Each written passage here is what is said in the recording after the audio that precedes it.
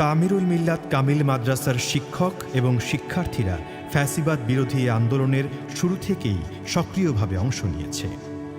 সাবেক শিক্ষার্থীরা ঢাকা বিশ্ববিদ্যালয়, রাজশাহী বিশ্ববিদ্যালয় সহ বিভিন্ন ফ্রন্টে এই সংগ্রামে রেখেছেন অগ্রণী ভূমিকা।